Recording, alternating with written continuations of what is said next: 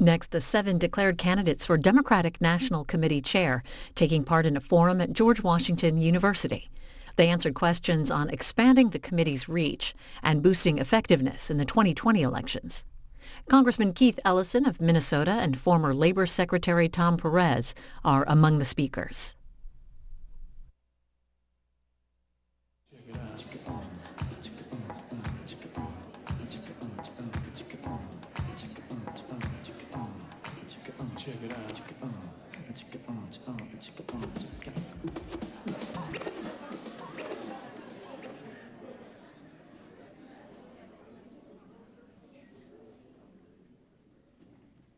Good evening. Yeah, come on, let's clap. We made it through the storm. Welcome to Democracy in Color's Democratic National Committee Chair Forum. I'm Amy Allison, co-director of Democracy in Color. We're so thrilled that you're here. And along with our partners, Me Too and Inclusive, we want to welcome you warmly here today. Thanks so much for joining us here at George Washington University for this historic and important conversation about the future of the Democratic Party. We want to welcome our viewers on live stream who are joining us from across the country, everywhere from Ohio to Florida to California to Nevada. And we look forward to your comments, your photos, your perspective. And if you don't mind using the hashtag DemInColor or hashtag DNC Forum, we can follow along the conversation. We also want to thank our partners Jessica Bird and the RAYMOND Group for making tonight happen.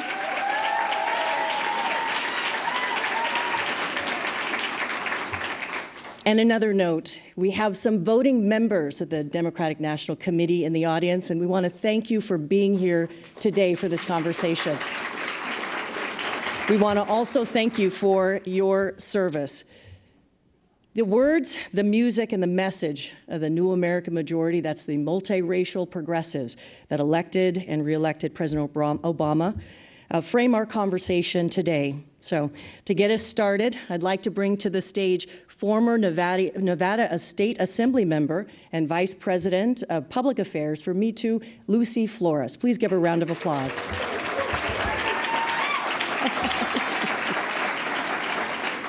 Hello, hello. How is everyone feeling tonight? Yes, this is fantastic. My goodness, look at this turnout. And I know we are reaching hundreds of thousands of people on our live stream, not only tonight, but afterwards as well. And that's really exciting. So thank you all for being here this evening. Me Too is a proud, very proud media partner with Democracy in Color and Inclusive, because as a digital media company that strives to give voice to the 200%, those who are 100% American and 100% Latino, we know how important it is to provide access to conversations that affect communities of color.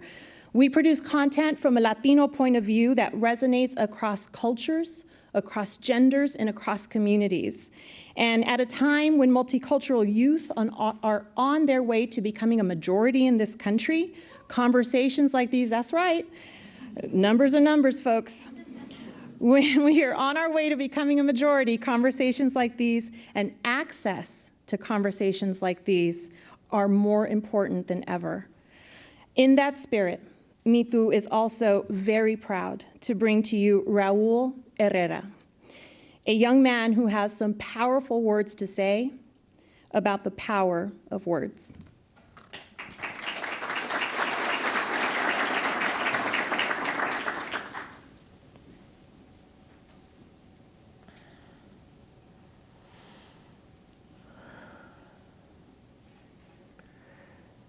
In 1906, an earthquake ruptures the San Andreas Fault, killing an estimated 3,000 people. If vibrations can break boulders and devastate lives, then our words can split open minds and alter the geographical shape of its content, because sound is vibration. Our verbs are its earthquakes. So let's break the ground our fallen heroes are trapped underneath in. Resurrect poets from graves, leaders from being slaves. In 2010, an earthquake takes the lives of 300,000 Haitians. Do not underestimate the Hercules behind your tongue. Your voices are the reason this planet's axis is tilted. But your silence is the reason this planet is dying. So let's cause a ruckus. If earthquakes can destroy lives, our voices can rebuild them. In 2011, an earthquake devastates Fukushima, Japan. I have been to the mountaintop, and I looked over, and I seen the promised land. But the only thing in our way is a mute mountain. So we crumble mountains. We crack rock without needing a pipe. Just give me one word. One sentence can make the ground move like a tsunami. You can hear their words, cracking the concrete, cracking like the blacks of rebels from the past, cracking like the blast that took Tupac's laugh. Malcolm exited this world, believing that his earthquake would cause repercussions. The future belongs to those who prepare for it today. So today, I have a dream, but my dream wasn't heard. Today I have a dream, but my dream was deferred. Today I had a dream about a king, but the king wasn't heard. The legends are angry. The world is violent while we stay. Newton's third law states, for every action, there's an equal and opposite reaction. For example, if the action is division, then the opposite reaction is multiplication. Problems react to solutions. Oppression reacts to revolution. The death of Trayvon Martin reacts to Zimmerman's execution. Now this is just law. Voices react to vibrations. Vibrations react to earthquakes. So if sound is vibration, our verbs are its earthquakes. So let's break the ground. Our fallen heroes are trapped underneath it. Resurrect poets from graves, react. Leaders from being slayed, react. Let's speak with tremors, trembling towers. Talk like an earthquake. Be like a rock. And watch this granite planet shake.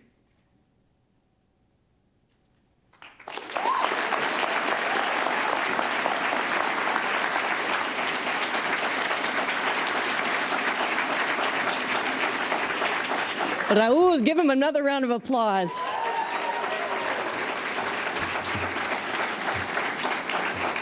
I can honestly say I've never come to a political event, a forum like this, opened so powerfully.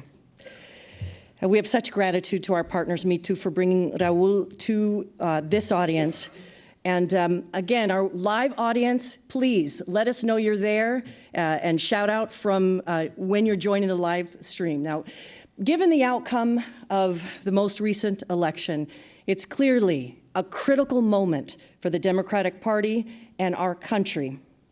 And who leads us as chair of the DNC and the strategy of the party is going to be central to the success of gaining back power. So the road to tonight's forum began in earnest from the poignant analysis articulated in Democracy in Color's founder, Steve Phillips' book, Brown is the New White. It said, among other things, and it challenged us to look at the power and the potential of the new American majority to lead the Democratic Party forward. The current president made raw appeals to white nationalism, and Steve has rightly stated unequivocally that the Democrats lost because they did not know how to directly address race.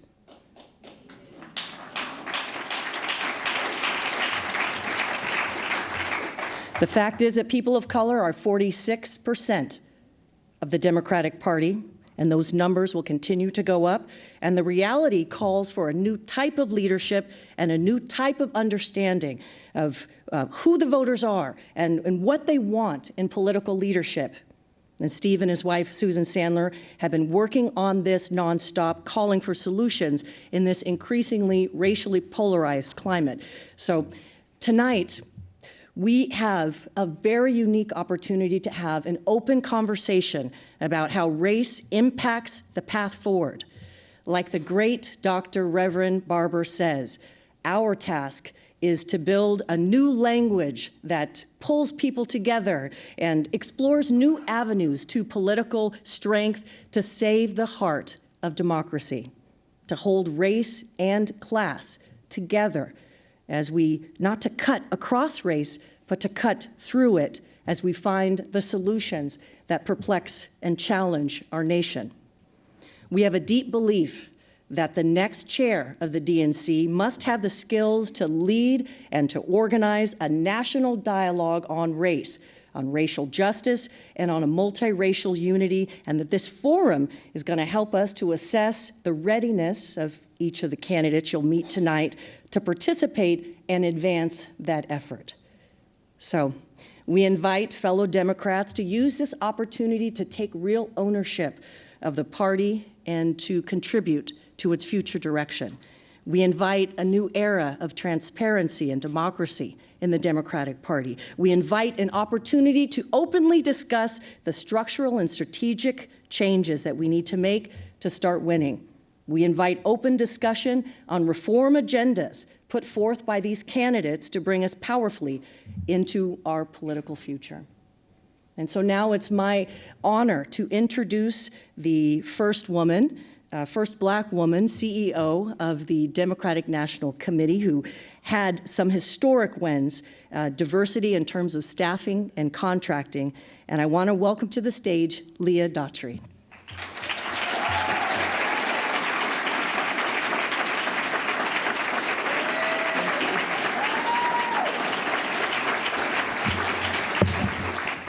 Good evening, my sisters and brothers. It is my pleasure to be with you this evening at the behest of my good friend Donna Brazil, the interim chair of the DNC. And thank you, Allison, for your introduction. And thank you to Democracy in Color for presenting this gathering to us. In a month from now, the members of the DNC, and I count myself among them, will come together to elect our next chair. And it is an exciting and pivotal time for us, for our party, for our country. We've just witnessed the inauguration of a president who most Americans did not vote for. We also just witnessed the powerful gathering of millions of women from around the world, and men, come together in solidarity and common purpose to send a message that the hard-won rights of women and girls must be protected and advanced. These two events, one on the heels of the other, one filled with sorrow and anger and regret for us as Democrats, and the other with full of hope and possibility, give our party an important opportunity to regroup, to retool, and to remind ourselves of who we are as Democrats, that we have a mission, a mandate, and a moral obligation to work, fight, and speak on behalf of those who cannot work, fight, or speak for themselves. To be successful, we must reach out to every segment of the electorate, and we need our next chair to understand that as the mission, the mandate, and the moral obligation that it is. Now, I don't like to talk about diversity because it seems to me that it's hard to quantify. That's like taking a teaspoon of pepper and putting it in a pound of salt and thinking you've made a difference. But you really haven't changed the quality of the salt. I prefer to talk about, when it comes to our party, representation.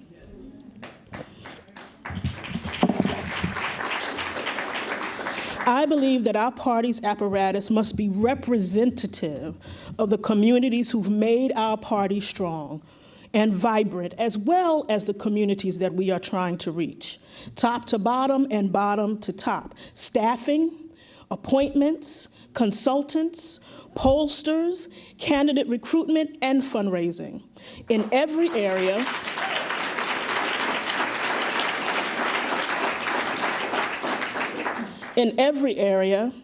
at every level, we must have, and we demand to be represented in the party to which we have been loyal and which has relied upon our votes year in and year out. It is a challenge, but it is not impossible, and I know, because as CEO of the 2016 and the 2008 Democratic National Conventions, I achieved this goal. In 2016, my staff was 60% female and 54% people of color.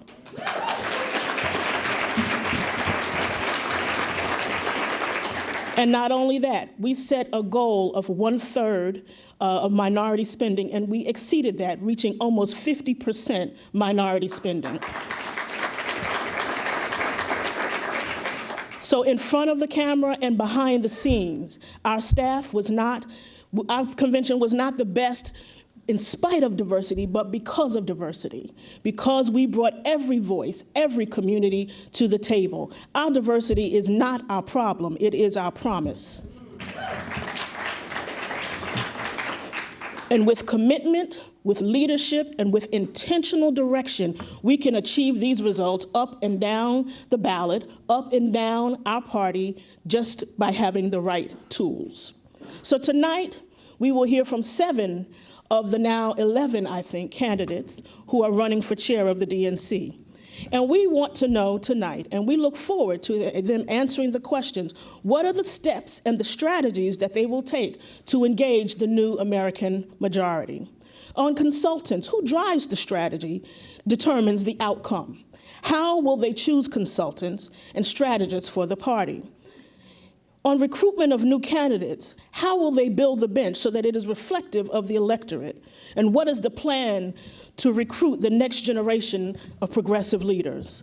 And on fundraising, how do we raise and spend dollars from minority communities?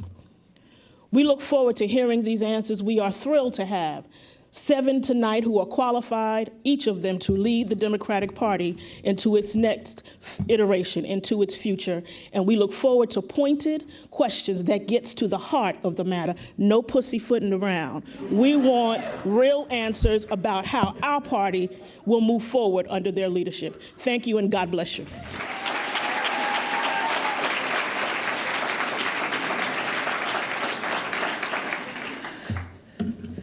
And so without further ado, I want an opportunity to invite our moderator to the stage.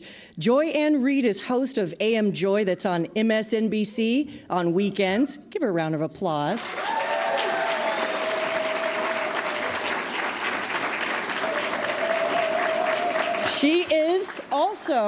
She's also a columnist of the Daily Beast and editor of We Are the Change We Speak, speeches of Barack Obama that just recently came out. We're so thrilled and thankful that you're here. Thank you very much. Thank you so much.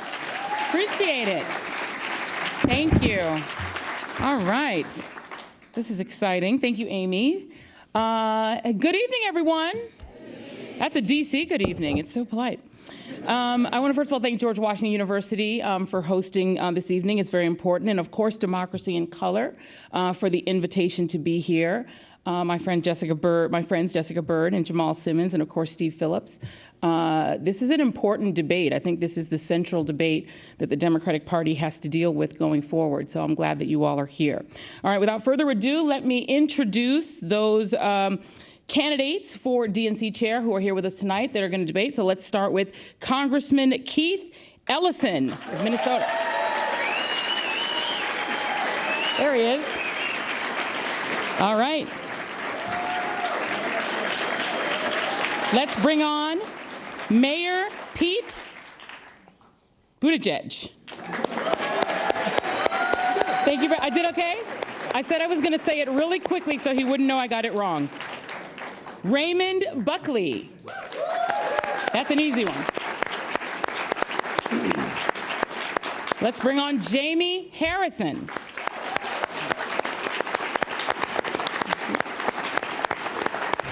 And now Jamu Green.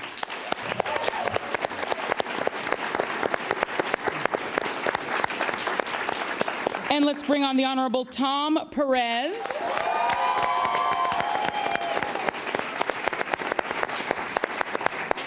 And last but not least, Sally Boynton Brown. All right. Thank you all for being here. You guys can all have a seat. You've got some water there. So tonight, I think what I'm going to do, my sort of plan here is to break this up into a few sections. And I want to start off with the elephant in the room, the obvious. We just had an election in which Democrats won the popular vote, but did not win the White House. And one of the core questions that came out of this election is, who should Democrats be targeting going forward? Pulled up some statistics here. We had African Americans vote for the Democratic Party at a rate of 88%. 88% of African Americans voted for the Democrats. Among white voters, it was only 37%. Among Latinos, and this number is in a little bit of dispute, it's 65%, although Voto Latino has postulated that it was a bit more than that, or that Trump got not 29, but somewhere closer to 20%. And among Asian American voters, 65%. One other piece of data about the election is that you had white voters with a college degree, right? White voters with a college degree still favor the Republican Party. And only white women with a college degree favored Hillary Clinton, but only really just barely. And despite the fact that Hillary Clinton actually improved on her numbers with white voters with a college degree and spent a lot of time courting those voters and really focusing on them, she still didn't manage to win that group. And yet you still have, and of course white voters without a college degree went overwhelmingly for Donald Trump, more than 70%. So let's talk about this debate of whether or not Democrats spent too much time, frankly, trying to win over particularly white women voters, and really failing to do that at the end of the day, and whether or not the Democratic Party would have done a better job and would have been wiser to focus more time and attention courting voters of color. And I'll just go, actually, I'll go in reverse order. We'll start with Sally Boynton Brown. I think it's really important that we have a conversation with all of the people. The idea of talking to specific groups of people doesn't seem to be working for us. It's time that we really accept that we have one thing in common: we're human. And if we focus on giving power back to people, it is the great equalizer. Power is what will bring all of us forward. The Democratic Party needs to realize this more than anything else, is that there are people out there who are not being heard. And we need to make sure that we're bringing all of those voices together and that we stop siloing our conversations into specific groups of people. The reality is that the folks in our country don't feel like their kids are going to have a better life than they had. And that's an issue that we have to solve, because if we don't solve it, nobody else is going to. Tom Perez. Sure. I think it's a false choice to have to say that we're going to go to one community or another. What we have to do, and what we did a poor job of in this election, we didn't make house calls. We didn't get out there. We didn't persuade. You know, you can't show up at a church every 4th October and call that an organizing strategy. And, you know, that's what we did as Democrats. And, you know, when we are there, Ted Kennedy in 1980 at the Democratic Convention talked about, you know, the most important civil right for any person is a job. And when we talk about jobs, when we talk about opportunity, and the second pillar of the Democratic Party has been that we've always taken care of folks who are in the shadows, making sure they get into the sunshine.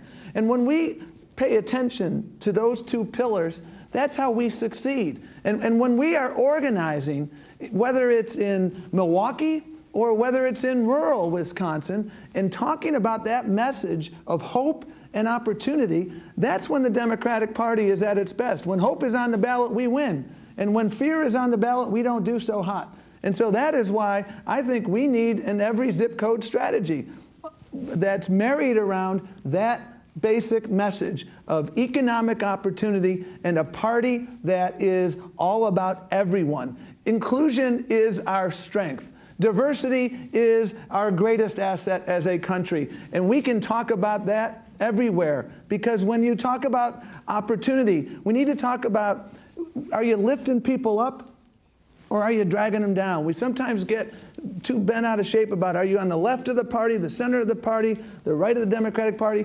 Are you lifting people up or are you bringing them down? And when we get people a job, we get people that opportunity. When we make sure that communities have safe and constitutional policing, we're expanding opportunity. When we make sure that immigrants have access to the American dream, we're expanding opportunity. I think that works everywhere. Jimu Green.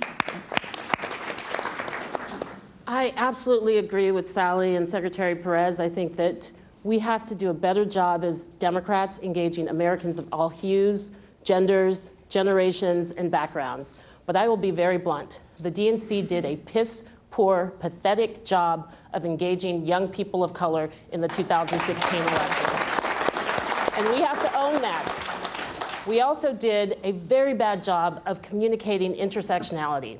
Sexism, racism, classism, homophobia, all of this is connected. And we did not make a better way of communicating to all of these communities that are affected by these issues. If we had, then we would have turned out the white voters that are now getting the focus of the media attention. And I think one of the things that compelled me to get into this race, the possibility of overcompensating for those strategic mistakes. We cannot do that as a party. All right. Jamie Harrison. I have to agree with Jamil. You know, something that we do quite often as Democrats is we ask this question, and we say, I just don't understand, how do these people vote against their best interests, right? And it's because it boils down to one thing. It's about trust.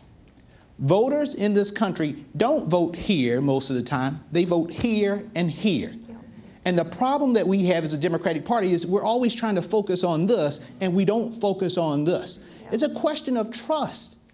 Do working class people trust that Democrats are fighting for them? Do African Americans feel like the Democratic Party has their best interests? Do Latinos feel like we actually are fighting for them? You can go on and on with all of the various groups. There was something, I used to be a teacher, taught 9th grade social studies, and the one thing that I taught my kids was the most powerful way to persuade anybody is to show and not tell. The problem that we've had for the past decade in this party is that we do a lot of telling and not enough showing.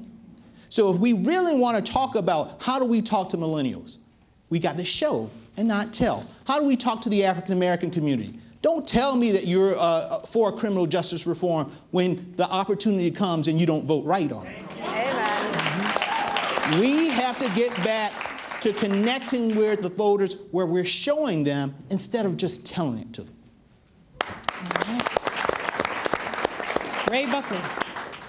I think you're going to hear a very similar story from all of us on this, because I think we have spent so much time together. I think this is our 8th or 9th time. We all understand what the challenge is. The reality is, though, how are we going to move forward?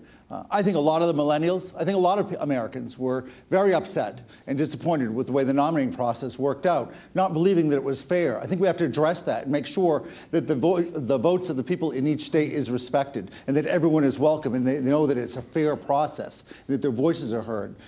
We need to completely revamp and reform the way the Democratic Party operates and is structured. We need to make sure that everyone feels welcome.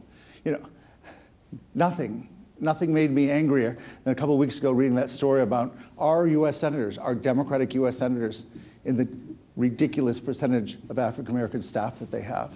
That is absolutely unacceptable. I'm not going to allow that as our chair. I would go and meet with each one of those senators saying, this stuff stops now.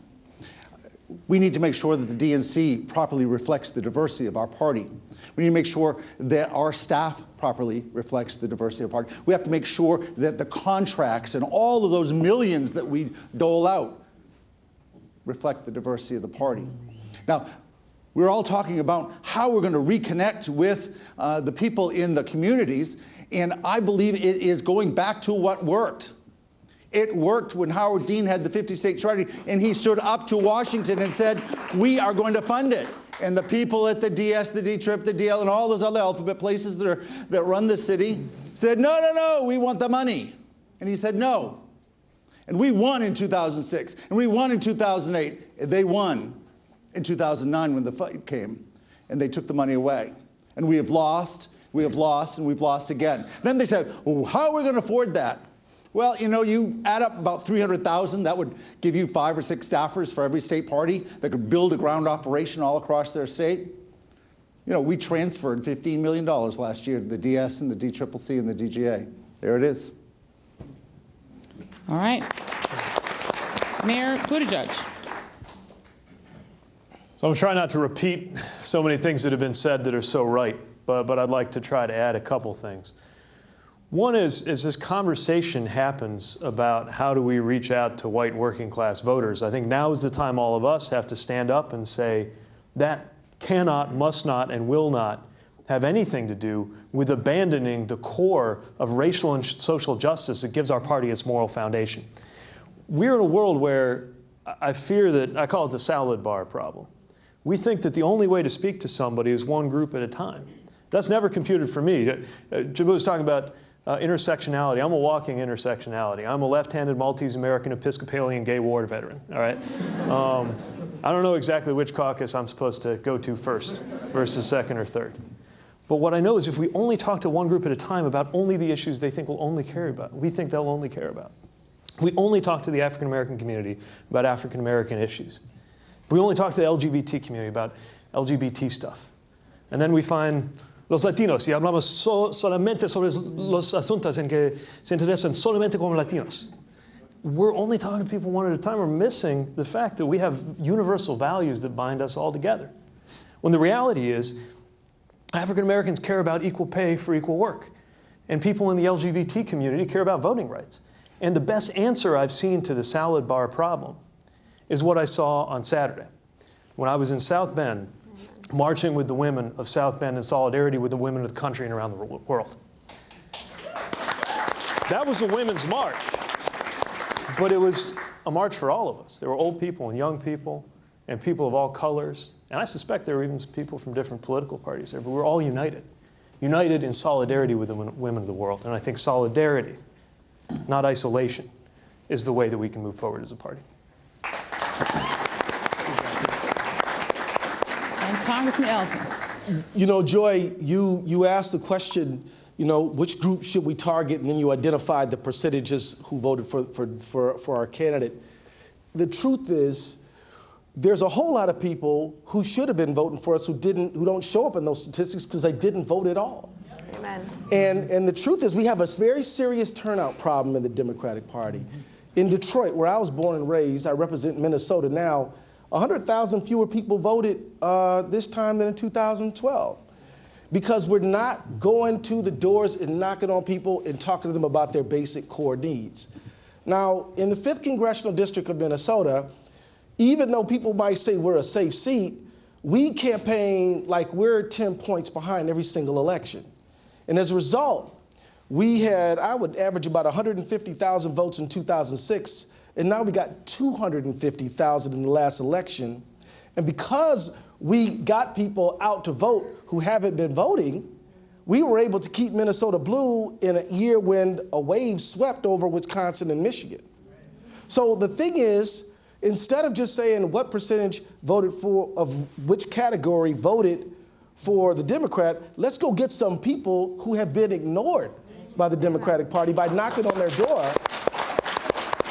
This really, let me tell you, this really is the key because, you know, Steve Phillips wrote a great book, Brown is the New White. I'd recommend y'all read that book. And let me just tell you, he identified my district, and I think it's about page 129, somewhere around there, about how in 2014, the state of Minnesota, actually, we had a 3% dip in turnout, but my district had a 5% increase in turnout. And because of it, we were able to see our governor stay Democrat, attorney general, governors. I got some Minnesotans right here. When Tana was there, she was knocking on doors with me. I'm shouting you out, girl. And so this is really, the truth, here's a simple fact. The Democratic Party ignores the blue states, ignores the red states, goes to the swing states, and only talks to the likely voters, and then only talks to them with television ads. Yep. So you start, so who feels left out? Everybody. Everybody. Yep. And so, you know, there's no excuse with all that money that we're not putting money into black media, Latino media, Native American Amen. media. There's no excuse to not running ads on Latino radio, black radio. And there's just really no excuse for all the money that we spend that we're not taking it and deploying it out of Washington to the people. We got to take it from the consultantocracy and give it to the people of this country. Yeah. And that's how we're going to win. Thank you very much. Now, while you all spurned my statistics and my reliance on statistics, I'm going to come back to even more statistics because I do love a number. And the reality is that sounds really good, and you all sound very ecumenical, and I think that's important, but we also know that racially polarized voting is the reality in the United States, and that's just a fact, right? And that Democrats have invested heavily in trying to win over, and the Clinton campaign invested heavily in trying to win over particularly white college-educated women. They invested their resources there. And my question, which all of you very skillfully evaded, was whether they made a mistake in not devoting more resources. I think I answered it. Except Jamu, who was very direct, and Jamie, who were very direct. So I'll come to those who didn't answer that directly. I think Jamu and Jamie said, yeah, they made a mistake, right? But I'm going to come back, Sally, to you again, because the question is whether or not the DNC, the DCCC, the DSCC, and the Clinton campaign were in error in devoting so many television commercials to Our Kids Are Watching, not enough television commercials to African American radio, as Keith Ellison said. So many resources to trying to win over white voters in Arizona and poach additional Republican voters based on Donald Trump's poor standing among Americans, and not enough in GOTV in Cleveland, whether or not that was an error.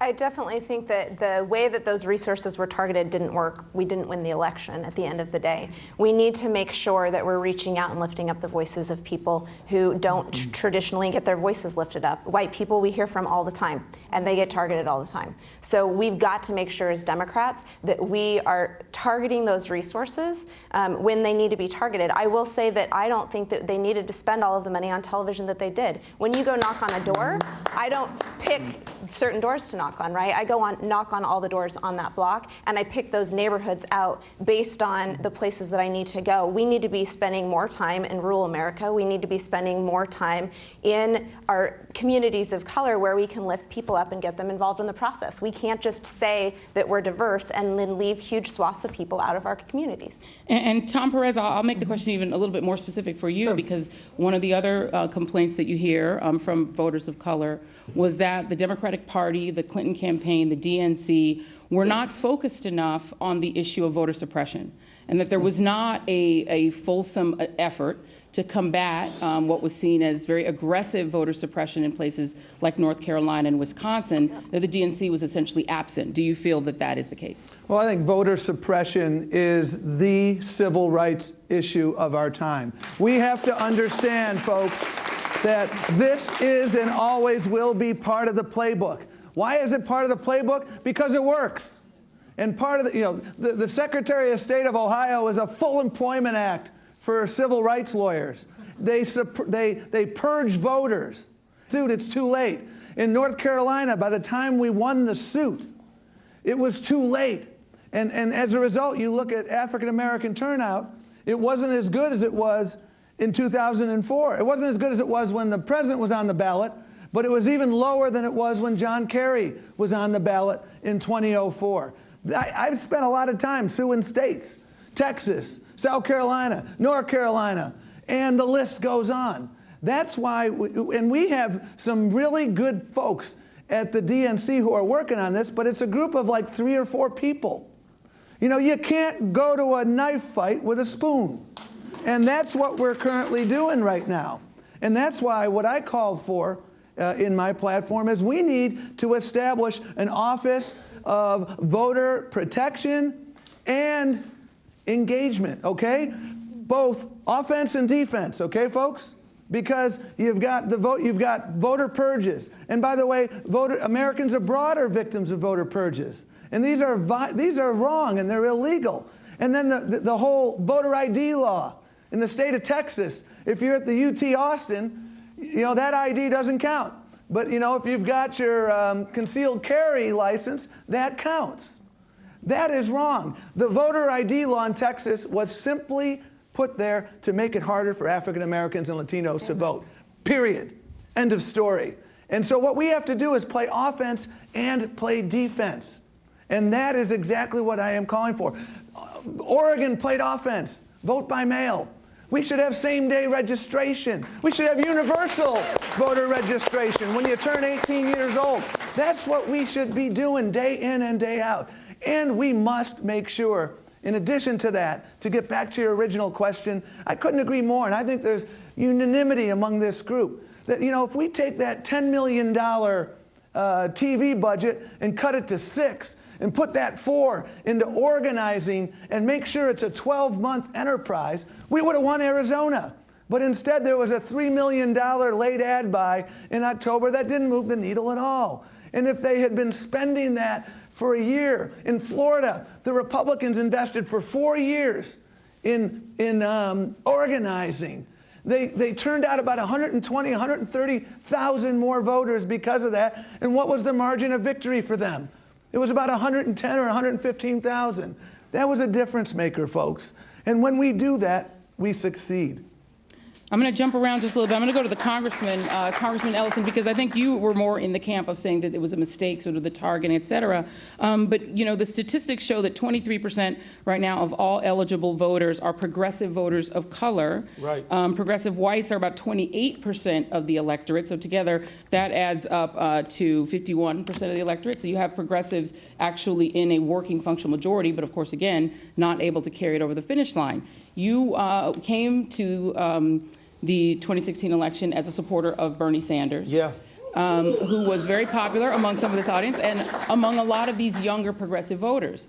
Did the Sanders team, did Senator Sanders do enough to activate those young voters of color and encourage them to vote? Because I think that the exit polls showed that they were some of the least attached when it came to the electorate, and many of them voted third party. So did the Sanders team err in not being able to motivate those young voters of color to vote for the Democratic ticket? Well, you know, whenever you don't win an election, there's a lot of that kind of thing. Who didn't do what? Who should have done more? Clearly, the Sanders, I should have done more. Everybody should have done more, right? But I will say this. You know, when Bernie Sanders came to Minnesota, I had some young people in my district say to me, we want to talk to the candidates. And I said, well, I'll see what I could do. And I asked Senator Sanders, would you come to a high school in the heart of the, you know, communities of color and talk to people? He said, I don't know. When would it be? Well, it would be this time. Are you inviting both candidates? Yeah, we are. So happened that he did show up, packed out Patrick Henry High School. And I think that at least in Minnesota, which went for Senator Sanders, that was an important message. The young people there asked him some very tough questions, got in his face a little bit. He answered those questions in a forthright way. And the fact is, the outcome was that we did have an excellent outcome in that particular state. But look, there's not one, we have to work harder to talk directly to young people of color to turn them out. The millennial community, the millennial generation is as big, if not bigger, than baby boomers right now. The millennial community of color is the winning combination. And as Steve has said eloquently in his book, this rising American electorate and progressive whites are enough to win an election if we turn out the vote. So let me tell you, 365 days a year, we have to be knocking on every door. We have to spend money on community of color media. We have to spend money on social media so we talk directly to the needs of young people and young people of color. It is a matter of investment and it's a matter of time, but here's the deal. The reality is we haven't been doing much of that for anyone. And if we want to win elections, those investments have got to happen, and they have got to happen now. And so I'm happy that that everyone is committed, whether it's Hillary Clinton or whether it's Bernie Sanders and everyone, that we have got to get involved and really revamp the Democratic Party to make sure we are investing in young people and people of communities of color, because that's how we're going to win. That's how we're going to win Michigan, and Wisconsin, Pennsylvania, but also Ohio, California, and districts within there. And that's the path forward. So thank you. Okay, thank you. I want to go to Ray Buckley on the question of, as DNC chair, how would you, I mean, you hail from a state, New Hampshire, which doesn't have a lot of people of color, obviously, but what would be your plan to increase turnout and attachment among voters of color if you were DNC chair? I want to just reiterate something that we've all said, but just want to make sure there is not a word that any one of us is saying that we don't all agree with. And so what we're not doing is repeating the same lines over and over, because there's so much that we really want to bring forward. You know, in 1985, in the midst of the AIDS crisis, I felt I had to do something for my community. So many of my friends, I was literally going to a funeral a week for over a couple of years. And so I was one of the original founders of the Citizens Alliance for Gay and Lesbian Rights in New Hampshire. And we started meeting monthly, but all we were doing was talking. And that is not what I'm about. I'm not about talking, I'm about doing. So I ran for the legislature in 1986 and became one of the first openly gay state legislators in the country. And that's what I did with my state party. The congressman mentioned about the turnout. You know, 2014, when Republicans were winning across in New Hampshire, our turnout for Democrats went up 3% when it was down 3% countrywide. We re-elected Senator Jeanne Shaheen and re-elected Governor Hassan and cut all of our losses in half, held one of the congressional seats. This year, where they talk about millennial vote being down, it was up in New Hampshire. It was up because we have that grassroots operation that every single state, every single congressional district, every single town, every community, every neighborhood should have. Now, because we have that, we have an entire Democratic congressional delegation, female congressional delegation. Now, that is an important thing as we're fighting against Donald Trump. But we barely won because it wasn't of any help to what was happening coming from Washington. And so what we need to do is take what we're doing statewide in the state of New Hampshire, where turnout is up and people are included and people are involved, and make sure that that happens everywhere. When it comes to people of color, I'm absolutely going to reject, and I think everyone has done, that we need to do either or. It is about having a conversation. Every community, millennials, African Americans, white working class, LGBT, Latino, everyone believes that the Democratic Party is not talking to them because they're not, because we're not.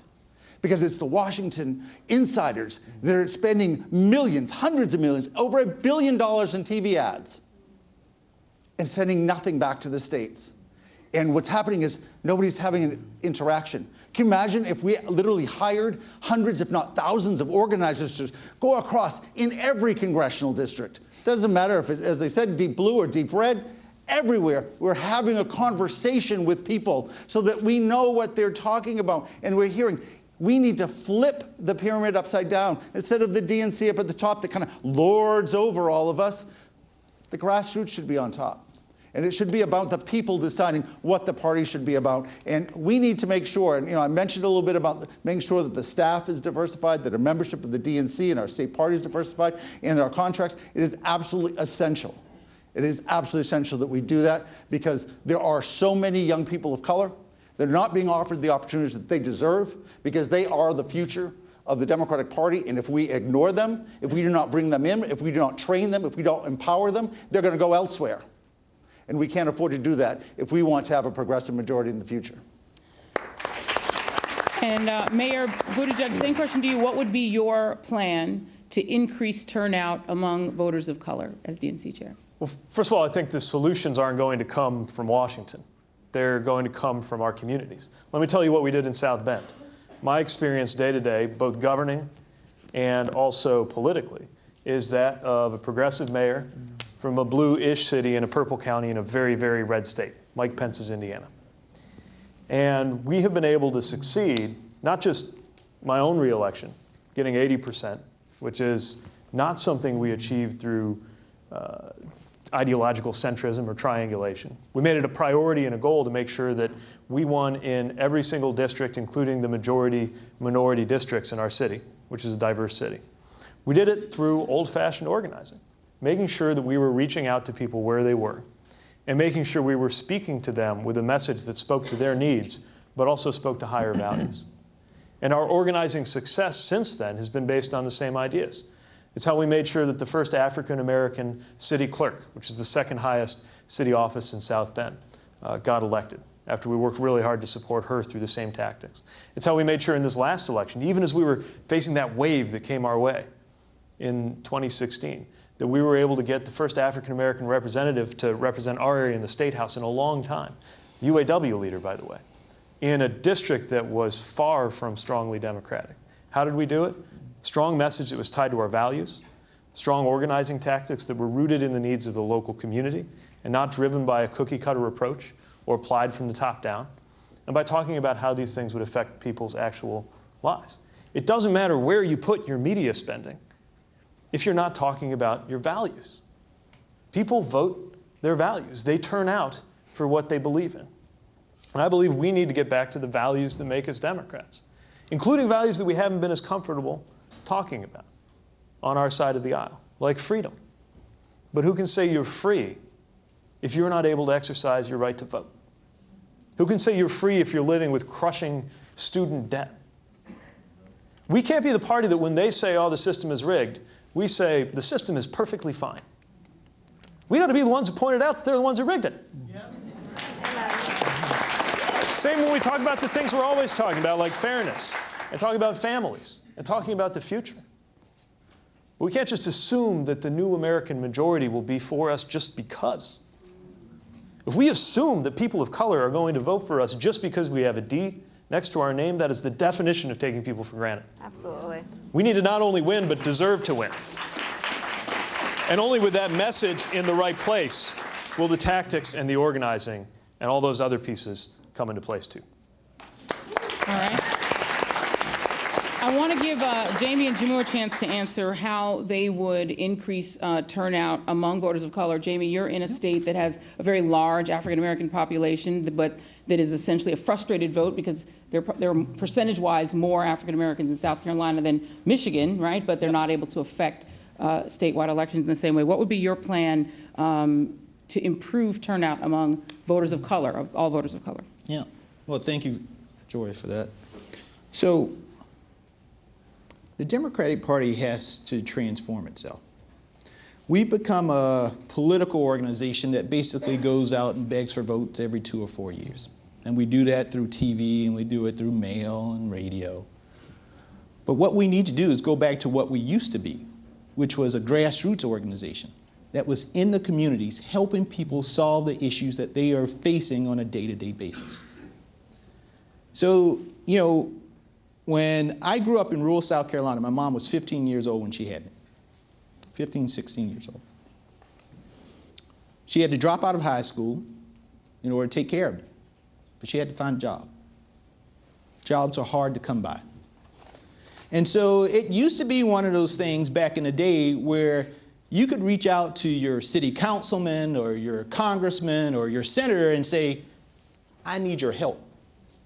I need your help because I've lost my home. I need your help because I've lost my job. Well, my mom did that. She reached out to both of our senators at that time. It was Fritz Hollings and Strom Thurmond. Well, we laugh about Strom Thurmond, but it was actually Strom Thurmond's office who made some calls, and my mom got a job shortly thereafter. My mom never forgot that because the most important thing to her was her little baby boy. And this politician helped her be able to take care of him. That is what we have to get back to in the Democratic Party. So when I became chair, understanding that connection, again, it's all about trust. Understanding that connection, I decided to launch a program. We call it South Carolina Democrats Care. So on Inauguration Day, instead of just the rallies and the protests, what did we do? We went out all across the state of South Carolina doing service efforts, service activities across the state. From blankets for the homeless to tutoring of young kids, homeowner workshops, resume building skills. When we are able to prove to people, Democrats aren't in power in South Carolina, but when people see that we're in their communities helping them address the issues that are pressing and in front of them, that is how you change the minds. That is how you change the hearts of people. So when we talk about what we need to do in order to get folks out, we have to once again prove to people that we are fighting for them, that we are on their side, that we have their back. And until we do that, we're going to continue to just talk and have these forums and all these other things scratching their heads. Well, why aren't these people voting for us? They're not voting for us because they don't believe that we are for them. And until we do that, until we transform this and transform the functions of what the DNC does, we're going to continue to have these academic conversations. Thank you, guys. Jamu, same thing. What would be your plan to increase turnout among voters of color as DNC chair? So I definitely agree with JAIME that this is a transformational moment that we're facing in the Democratic National Committee. And a lot of people have asked, why did I get into this race about 11 days ago? One of the reasons I got in was as I watched the race develop, and I watched the DNC's Rules and Bylaws Committee put together how this process would be decided, I was really disappointed that the Democratic Party did not take the opportunity after our losses in 2016 and give y'all a voice in this election. And that is what needs to happen. We need to revolutionize how we elect our leadership at the DNC. We need to revolutionize how we engage with millennials. So I think it was Secretary Perez, he talked about 2004, John Kerry on top of the ticket. Not necessarily a charismatic candidate. Do you know how that increase happened in 2004? I'm sorry, at the risk of sounding Trumponian, it was because under my leadership at Rock the Vote, we engaged with millennials in ways using technology and innovating our communications with them, where we saw an 11% increase in turnout of young voters. That's what the Democratic Party needs to do. And that's why in this transformational moment, we need an organizer leading the DNC. That is what we need to tap into. In 2004, it wasn't the Democratic Party. It wasn't John Kerry's campaign who rolled their eyes at me at the beginning when I said young people were going to be mobilized in ways that they had never seen before. And then days before the election, they came back and said, we're counting on young people. They went from rolling their eyes to we're counting on you. And you know why? Because outside groups spent $40 million engaging young people.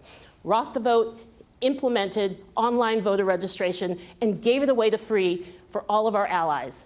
The Democratic National Committee needs to spend $40 million a year engaging millennial voters, and that is what I would do as DNC chair. We also need to invest in state parties. There's a lot of conversation about the 50-state strategy.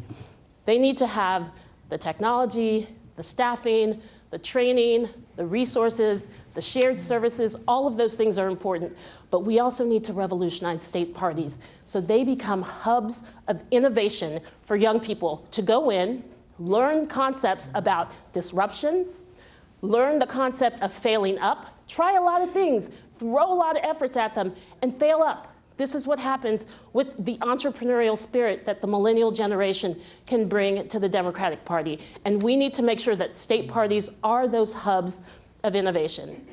We also need to make sure that we are training an army of messengers, an army. We put forward so many of our elected officials in front of the camera, at the microphone, on the podium, on the stages. Well, guess what?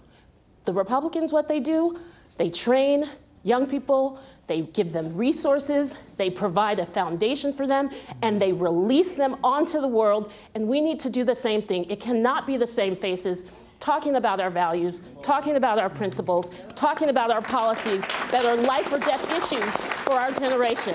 And so it is time that we said, it's great, politicians, y'all's faces look real nice, but we're gonna put young people in front of that camera. They're gonna be at the mic, they're gonna be at the podium, they're gonna be on the stage. The Democratic Party has an opportunity in this process that we are going through. And I do think that we have to acknowledge that if we don't take advantage of this opportunity, as an organizer, I hate the opportunity cost of not tapping into an organizing moment. If we do not take advantage of this opportunity to transform the party, we may never get it again. And that is going to take someone who understands brand management, which I have done in ways as an organizer at Rock the Vote and in the private sector. This is the time we can do something new. So I look to the young people in this audience, and it saddens me that you don't have a vote in this process. Maybe there are some DNC members here. I see my old roommate, Tafari, from the AFL-CIO. I know he has a vote. I know, Maria, you have a vote. How many people in this room do not have a vote in this process? We can change that. We should have changed that in this election process. Those are the types of ideas I would bring to the DNC. I think Sally raised her hand. You raised your hand as well. Very interesting. Just another fun statistic for you. Speaking of millennial voters have officially surpassed baby boomers as the largest voting bloc in the country. So they are now the largest voting bloc, and my generation, Generation X, will pass boomers by 2028. So this is increasingly a conversation not just about African American and Hispanic and Asian American voters, but about young voters of color, because they are so numerous in those younger generations. So let's talk about some of the issues that younger voters really care a lot about. Obviously, we have a new Justice Department coming that could make Black Lives Matter protests a lot more charged and a lot more difficult. I've described it as John Lewis with no RFK, right, from the 60s. So what should the DNC's messaging strategy be regarding Black Lives Matter? And I'll let everyone answer. Actually, I'm gonna start at the other end. Let's start with the Congressman. How should the DNC message Black Lives Matter? Well, first of all, the DNC has to acknowledge and respect that Black Lives Matter is responding to urgent social and justice problems in our country. Black Lives Matter cropped up because of mass incarceration, Trayvon Martin's execution, all these sort of social problems that I've worked on as a lawyer and as a young activist my whole life. But what I would say the DNC needs to do is to offer itself and make itself into the kind of place that Black Lives Matter feels it can channel its electoral energy.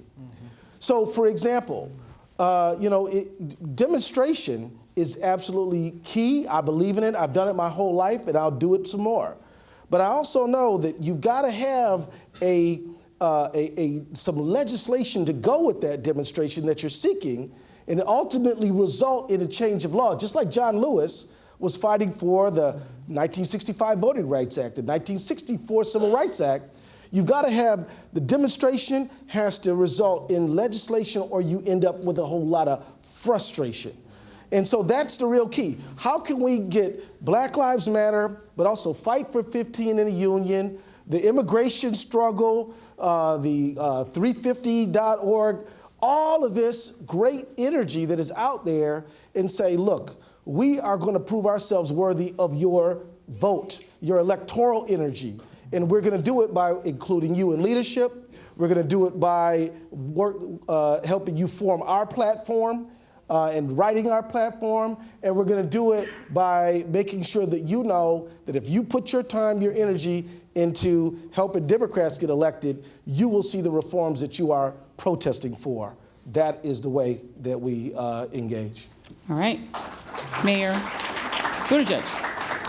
I think, again, when I speak about the values that make us Democrats, one of those core values that I talk about is fairness. Fairness is justice. And we have a crisis of confidence right now, a crisis of trust between the communities of color in places like South Bend and every other city in the country, and the law enforcement officers who are sworn and trusted to protect their lives. And that is a matter of moral urgency. It's not a partisan issue, but let's be real about this. One party is a little more attentive to those concerns than the others, especially at a moment like this. The scary thing is, up until now, confronting these issues head-on in South Bend, and I can tell you as a mayor, this is a real challenge. I was very pleased today to get the numbers in from my police department and see that uses of force were down and citizen complaints were down. Partly because my police chief understands that we don't measure success by how many arrests are made. But part of how we measure success is by whether we're driving, use of force down, even when calls of service went up, and citizen complaints. That shows that we're doing the right thing. But up until now, we had friends in Washington to help give us the framework to do it. And we're doing it at home. Again, the work has to be done from the ground up, organizing-wise or politically, or in the government too. But it sure does help when you know that Washington cares. The task force on 21st century policing that this president convened and that I sent my police chief to changed the entire conversation about what it means to authentically build relationships of trust between communities of color and the law enforcement community. And right now, I'm afraid we can't count on Washington caring one bit. That is an emergency. That makes the job of every mayor whose most important function is to hold their community together. so much harder. And never mind the mayor's eye view, it makes life so much harder in our communities because our communities can't be held together the way they ought to be. All of us need to be engaging movements, not from the perspective of only how it's going to benefit us politically. People can see through that pretty quickly.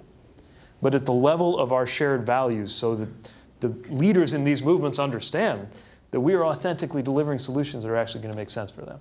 And if there was ever a question about that, look no further than the new Attorney General of the United States. Ray Buckley. Yes, Black Lives Matter. I'm not sure there's an issue that makes me more angry than when you had the news media and the right-wing folks somehow changing the subject. If you are supportive of Black Lives Matter, it doesn't mean that you don't believe that other lives matter less or more. And it is ridiculous for how that has been spun. And why I am so passionate is, and let me just tell you a little bit about what happened to me on election morning. Well, we were all grieving, and I was shocked that America elected Donald Trump. I could not believe, I got home around 4 o'clock in the morning.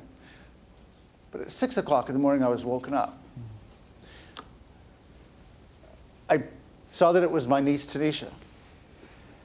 And what had not even processed in my mind when I was so upset about what the results were was how she was going to, as a young African-American 20-year-old, how she processed what happened the night before. And she was sobbing so hard that I couldn't understand at first what she was saying. And I kept saying, what's wrong? What's wrong? And she goes, Uncle Raymond, you have to get me out of here. She feared for her safety by what happened on Election Day. Now, until all of America understands the fear that is out there, the justified fear because of what we are seeing happen across the country to African-American lives, we're never going to be able to move this country forward. It is important. I never again want to ever get a call from Tanisha like that. It was a soul-crushing experience for me. Because when Tanisha was saying, get me out of this country because my life is in danger, because she had that overwhelming fear, that is something that it is not just certain cities. It's not just certain parts of the country. That fear is all across the country. It's even in rural New Hampshire. So when people say Black Lives Matter, you're damn right they matter. Jamie Harrison. And I'm going to ask everybody, just be mindful of time. We've got a lot to get through. You know, sometimes we get a little PC in this party. A little. And I remember folks started talking about identity politics and all this and all that. I've been a black man my entire life. And my experience is a black man that grew up in South Carolina. A few miles down the road where Walter Scott was shot. But you know, guys, for a lot of folks, all this is new. But let me tell you, if you're a black person, particularly a black person, and most of us all got family in the South, this stuff has been going on for generations. Juries where the evidence is plain and clear. Seriously. But yet the people get off not guilty. Going on for decades. This is not new. Where I am taught as a little kid to be wary of certain police officers. When I'm in my car driving and the blue light comes behind me, maybe not pulling me over, but to see it, where there's fear that goes through my body. Goosebumps on my arm. And then to have folks dismiss that. Dismiss that fear, dismiss the feeling. And to say, oh, that's just only in your mind. But you see it time and time and time again. I remember the first time I learned about Emmett Till. And I remember going home and looking in the mirror, and this round face reminded me of his. My friends, this party, it should be no question that this party embraces, acknowledges, and fights to say that Black Lives Matter. A party in which Hillary Clinton got 88% of the vote from that community. Barack Obama, 95% of the vote. Amen. The most loyal constituency in the Democratic Party. So we got to stand up, and we have to ask this party, you want us, then you got to fight for us too. Yes, yes. But yes, if I am chair, we know Black lives will matter.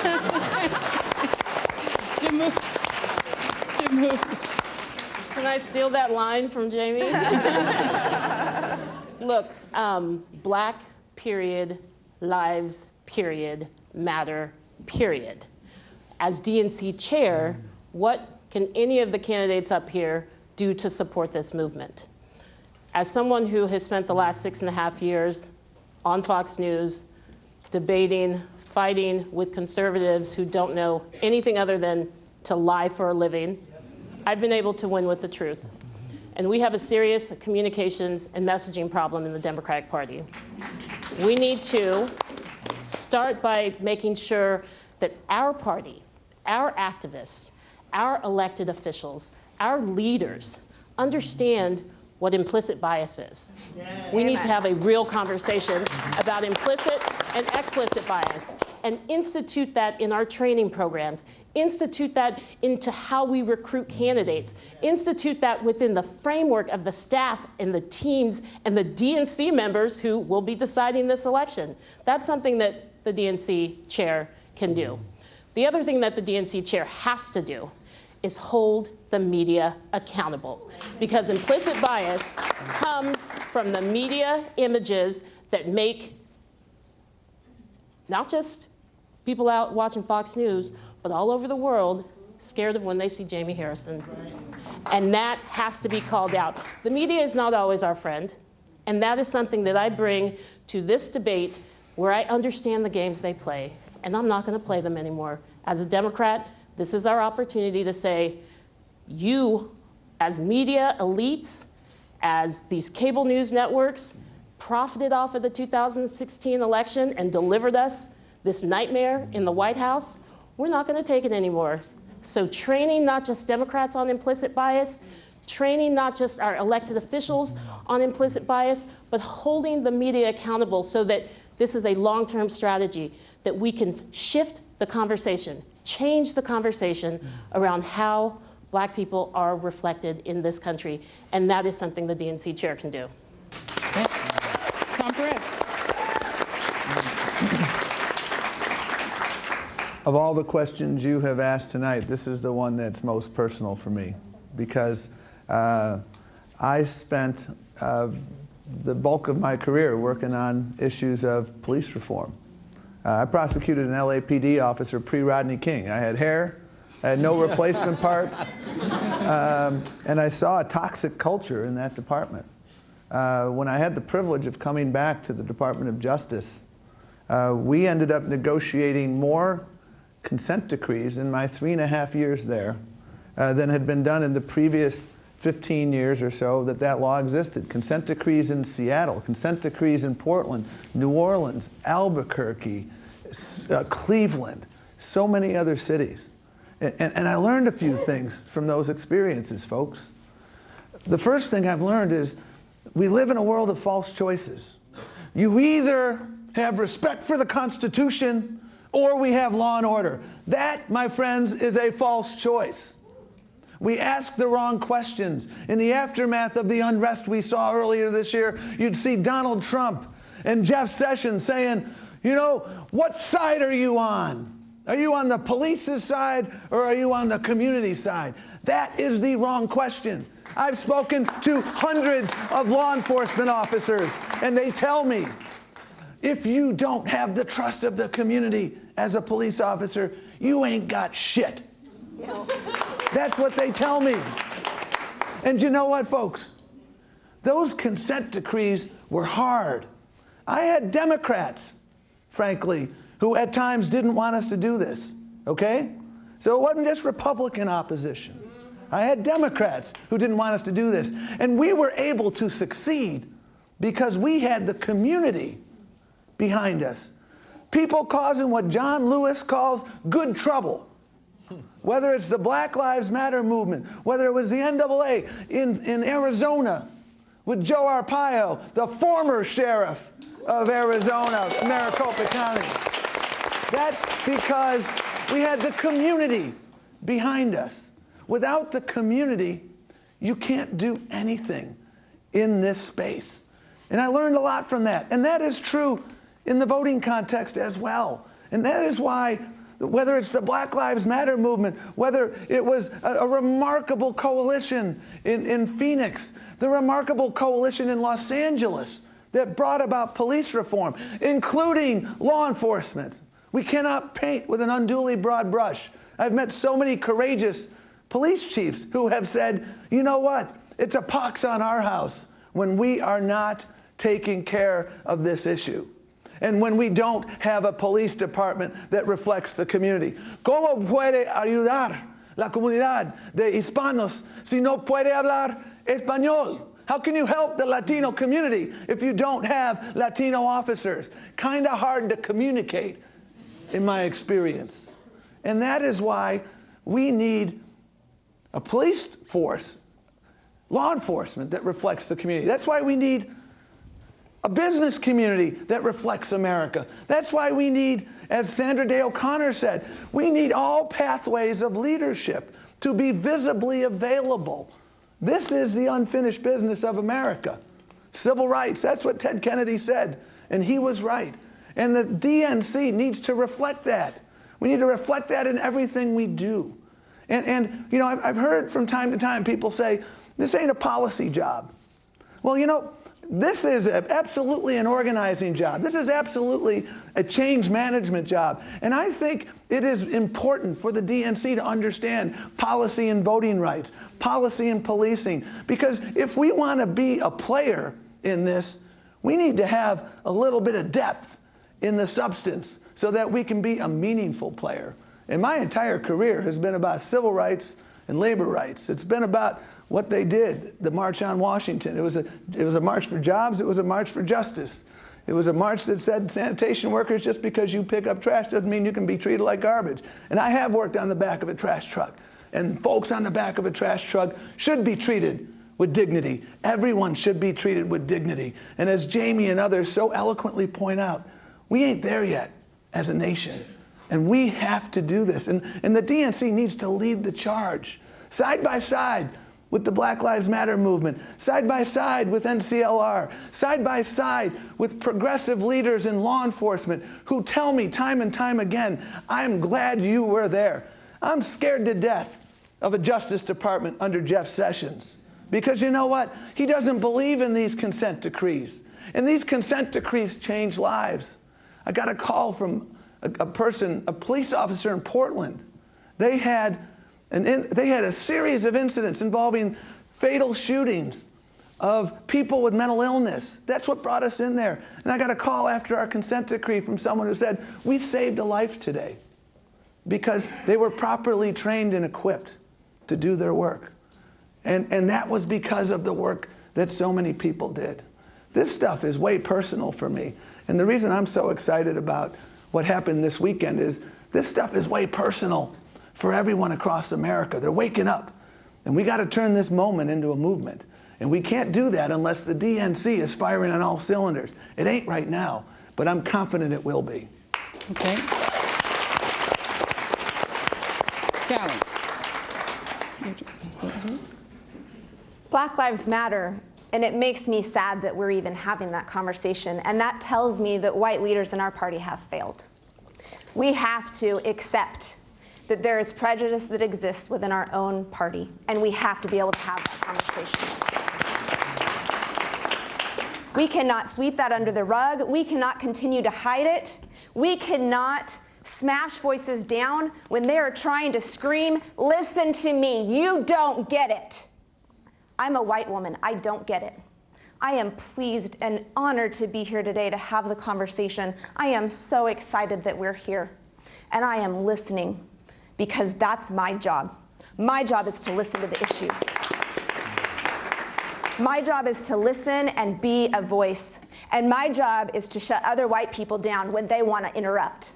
My job is to shut other white people down when they want to say, oh no, I'm not prejudiced. I'm a Democrat. I'm accepting. My job is to make sure that they get that they have privilege. And until we shut our mouths and we listen to those people who don't, and we lift our people up so that we all have equity in this country, so that we are all fighting alongside each other, so that we are all on the same page, and we clearly get where we're going, we're not going to break through this. This is not just rhetoric. This is life or death. This moment in our country, the Democratic Party has the opportunity to do something different.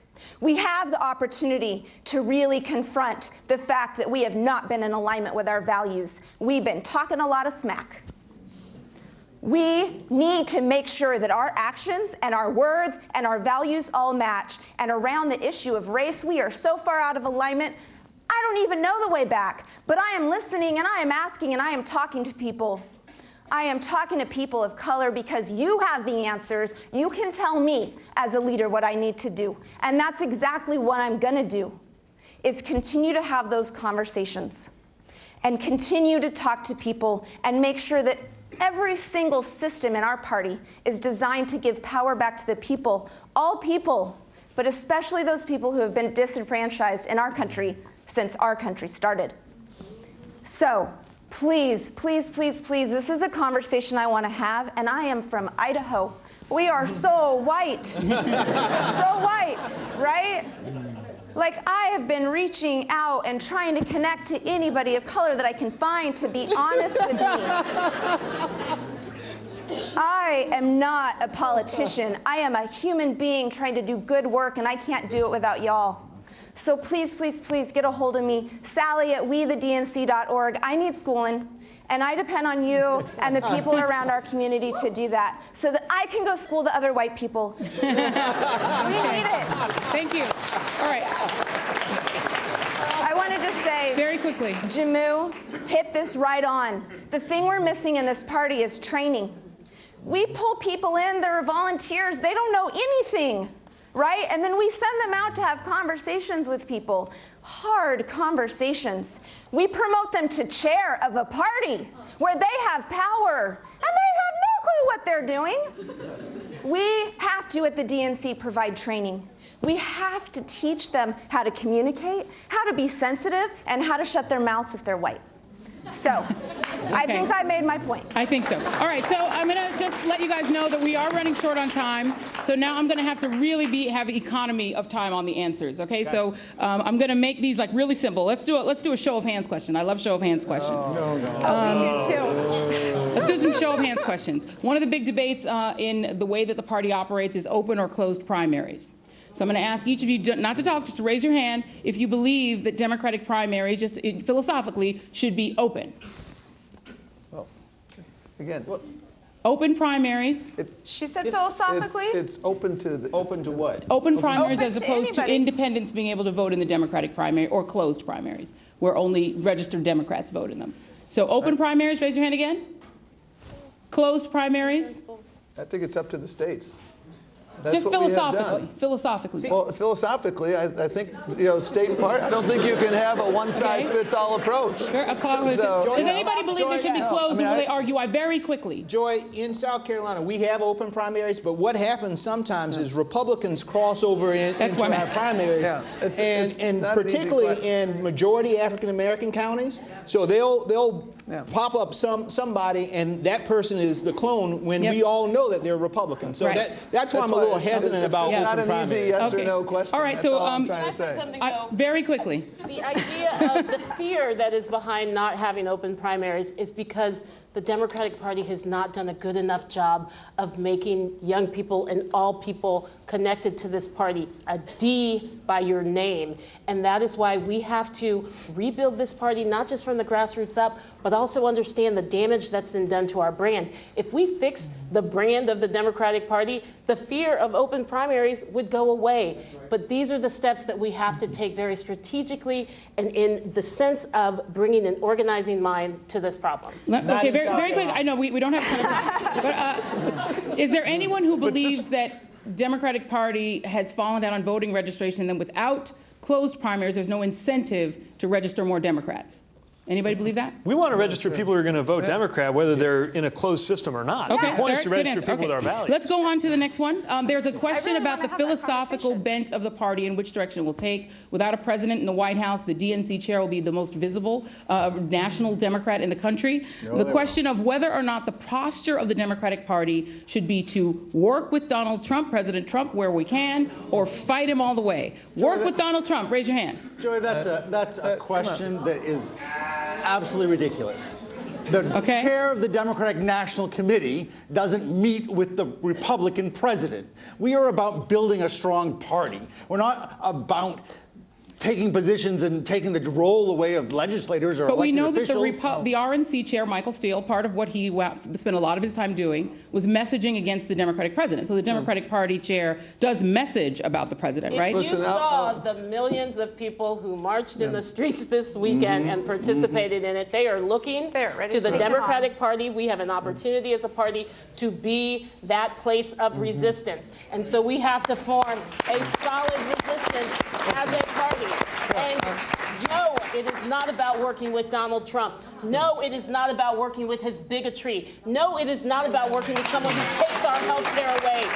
We will miss the opportunity if we do not provide a platform for those millions of people, millions of women who I have to shorten you. I have to shorten you. Very quickly, Tom Perez. I think we should accord Donald Trump the same courtesy that Mitch McConnell accorded Barack Obama, which wasn't a damn bit of courtesy. Okay, let's go on quickly, very quickly. This issue of I want to also get to staffing and I want to also get to contracting, but very quickly, and if this is literally three things, your 3 bullets of how you can come true the prediction that there would be the surge of Latino voters. The Latino vote rose from 10% to about 11% of the electorate. We didn't see that surge. DACA is on the table. There's a lot of fear running through parts of the immigrant Hispanic community, but also, of course, the American-born Hispanic community. 3 bullet points of how you increase Latino turnout. Absolutely have to have Latino candidates first and foremost. We need to go and we need to recruit candidates. We absolutely need to make sure that we're reaching into communities and recruiting from those communities when we're hiring people, when we're investing any kind of money in communities. We need to get away from paying white workers to go out into communities of color where they don't belong and make sure that we're actually lifting people up into those communities. Tom Perez. Organize, organize, organize. When we organize, we succeed. We organize around issues. We organize making sure that you have people from the community organizing within the community. We saw it in Yuma, Arizona, border town. And you know what? When they organized in 16, they won. When we do that and we reflect our community, we succeed. Joe Arpaio is no longer the sheriff because we organized in that community. Jammu Green, 3 bullet points. We have to invest within those states where our base is growing, and particularly the Latino base, when even electoral impact victories are not going to be immediate. We absolutely have to have more Latino candidates and replicate the type of work that I've done through Vote Run Lead to create a surge of candidates. Vote Run Lead specifically are women, low-income households, women of color, to create that surge and create the pipeline so that we're bringing those candidates in, not just lawyers, not just politicians. The third thing we have to do is we have to invest within Latino media, Latino consultants, and not just a little itty-bitty on the side to make it seem like we've checked off a box. They need to get the same resources that the white consultants have gotten and been able to push their agenda. JAIME. I agree on the pipeline. We have in South Carolina, we created the Clyburn Fellowship where we're training the next generation of young people to run for office. My goal in recruiting this year is to make sure for the first time that I can think of in the Democratic Party in South Carolina is to have a Latino candidate on the ballot running statewide in that state, because we have to do that. But the second thing is the states where Democrats control everything, the governorship and the legislature, use those as laboratories to fight back against the Justice Department and what Donald Trump and the Homeland Security Department are going to try to do to the Latino community in the coming years. Okay, Raymond?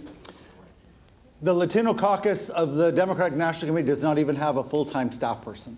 Yep, preach on. Shameful. 2, the state parties receive money from the DNC but are not required to have a Latino outreach program. 3, if we stop spending money on corporate media, we will have the ability to hire thousands of young Latinos to work in their own communities and organize them, get them to register, and get them to turn out. Mayor Pete? Oh, it's register, organize, and recruit. And when it comes to registration, we don't have a lot of time, but if you go to petefordnc.com and see what is, in my biased opinion, the most thorough and detailed platform for DNC chair, you can see some ideas about how we drive better results on registration. Organize. And that means making sure that we actually show up in every part of every community and organize around the issues that are going to affect people. And recruit. This is something I'm surprised hasn't come up yet. I'm not just talking about candidate recruitment. You got to do that. You know, for us, we started with school board, and then we had a Latino nominee for Attorney General in Indiana this last year. We've got to do that for recruiting, but also not everybody at the operative level. Not everybody can afford to take a summer or semester for an unpaid internship. So if we want to be a party that looks like the people we're trying to turn out, we better make sure we're providing the resources to do that. That's part of what I mean by recruit. Okay, and Congressman? Absolutely. Well, we need to invest in Latino media all over the country. We need to train and recruit and advance Latino candidates and staff members all over the country. And of course, we absolutely need to, I think we should identify states where we know if we take that state, it would make a profound statement. I think we need a very powerful DNC-driven Texas project, for example, Flip Texas, and that will send a profound statement. But not just only Texas, but that state alone would send a signal to the Trumps of this world and to the Latino community and everyone that the Democratic Party is on the side of inclusion, reform, comprehensive immigration reform, and empowerment. Okay, I want to get Amy to come get my timekeeper here to make sure that we're not going over time. Okay. We got 2 minutes. We got 2 minutes. All right, I'm going to let everyone close, but I want you guys to, in your closing, talk about how do you diversify the staffing and, I know, with no time, and contracting. You guys have all touched on it a little bit, but what could the DNC do differently? What would you do differently as chair? So one of the things that I talk about in my blueprint, which you can find at wethednc.org, is the concept of multiplicity. I think we need to get out of the idea of affirmative action where you're checking boxes. I think that's really, really important. We need to open it up to more people who are actually making the decisions. So I recommend having a hiring committee that has all of the different groups of people that we need to in our party so that they are making the decisions on how we go through and hire staff. Things that are worth doing are sometimes cumbersome. But if we're going to really be a party of the people and we're really going to give power back to people, we need to start doing those things that take a little bit more time because they're the right thing to do. Tom Perez? I do what I've done at the Department of Labor, the Department of Justice before that, and the Department of Labor Licensing and Regulation in Maryland before that. And that is making sure you are hiring the best and the brightest. Take a look at my track record everywhere I've gone, making sure that before you buy things, you know that you have a diverse cadre of folks who are out there to purchase them. This job is a turnaround job. It's a turnaround job at scale.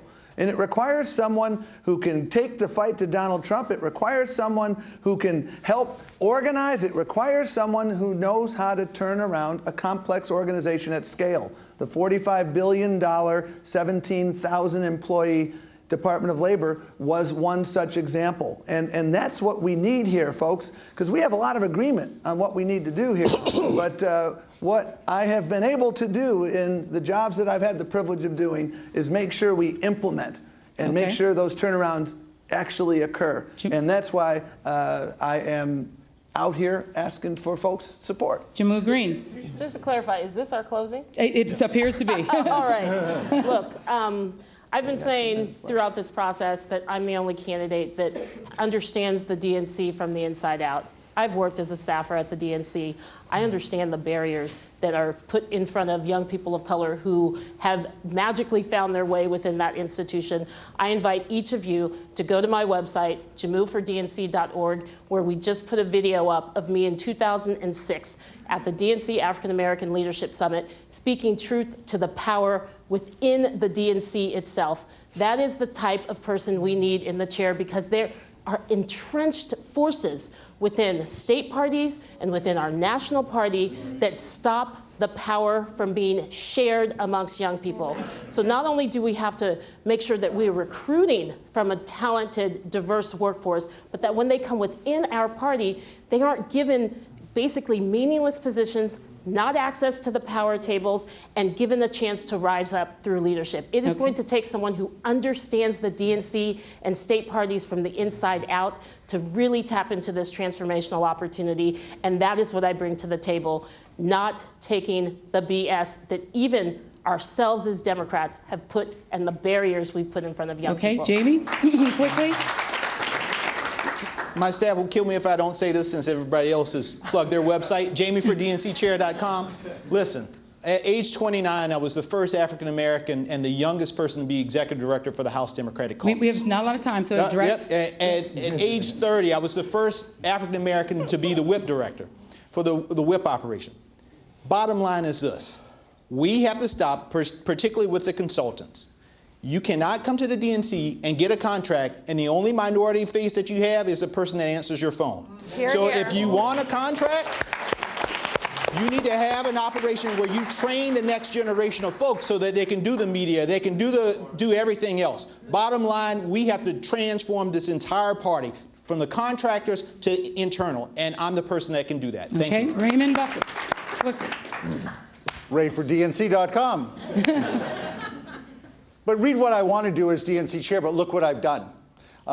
As a state chair in New Hampshire, we have always had a senior staff person African American. Nearly 30 organizers were African American in New Hampshire this last year.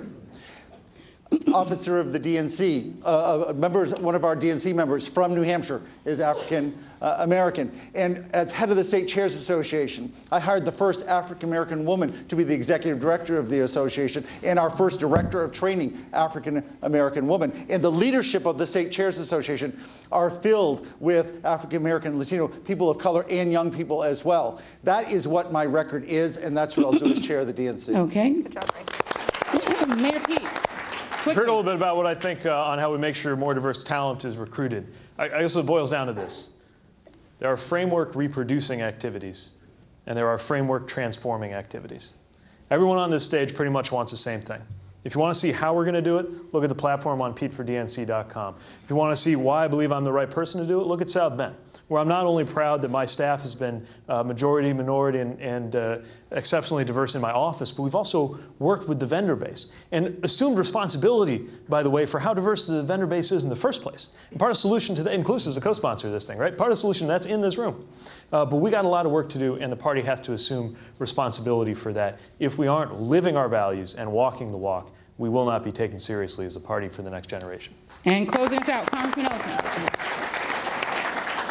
You know, friends, when Democrats don't win elections, real people get hurt. You know, in Ohio, they're trying to take a woman's right to choose away. They're getting ready to take away the Affordable Care Act. And every day the paper opens up and we see more harm that these people are inflicting upon our people because we did not win elections. Now, the chair of the Democratic Party is supposed to get Democrats elected. And that means we have to increase turnout and win elections by reaching out to all people, especially including the black community, the brown community, young people, native communities. That means standing in solidarity with people, no DAPL.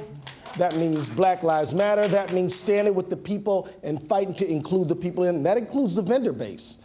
Now, I'm going to tell you, one of the big fights we have, and I actually agree with Jamu on this, we are battling the consultantocracy. They like all that money. What do you think all that money's spent on? It's not spent on grassroots organizers knocking on doors. Right. But that's really where it should be spent. And I'm telling you that I have gotten Democrats elected not only in my own district, but all over this country. I have said we don't have any statewide Republicans in Minnesota, not any. And let me just tell you, there's no Republicans in the 5th Congressional District at all. We have chased them all out. And so if the job of the Democratic Party chair is to get Democrats elected, that is what I have done. I am the organizer who has done it, and I have raised money all over this country. 50 states I've raised money from, over $1 million to my state party, and multi-millions to the Democratic Congressional Campaign Committee. Keith Ellis for chair. Thank you all. Thank you very much. All right, let's thank everyone. Congressman Keith Ellison, Mayor Pete Buttigieg, Raymond Buckley, Jamie Harrison, Jammu Green, Tom Perez, Sally Boynton Brown. You can go to all of their websites. You can talk to them after. Thank you very much to Democracy in Color. Sorry we went a little bit over time. Thank you all. I'm so sorry. Oh, okay, wait, everybody stay in your seats for just 1 second. We have one more thing for you to listen to. Just stay in your seats for just 1 second. Jessica Bird, the floor is yours.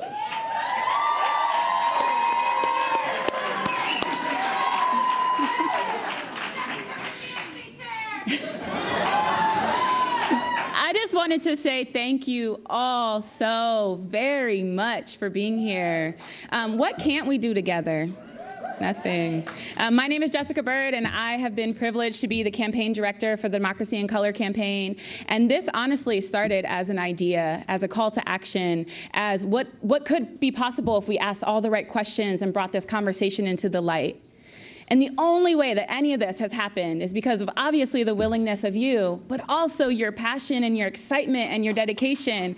And so this is the beginning of this conversation. This is the beginning of building our democracy in color brick by brick. And so we want you to stay with us, to get louder, to tell people how this conversation made you feel. We deserve to have leaders that we believe in. And at Democracy in Color, we believe that this forum was really a love letter to you, was a love letter to your families, was a love letter to open and honest dialogue that says that your voices matter and we deserve to have the answers about the solutions that we need. So thank you so much. Please go to democracyincolor.org. Please continue to tweet at us at #DemInColor, and we hope to see you in the resistance.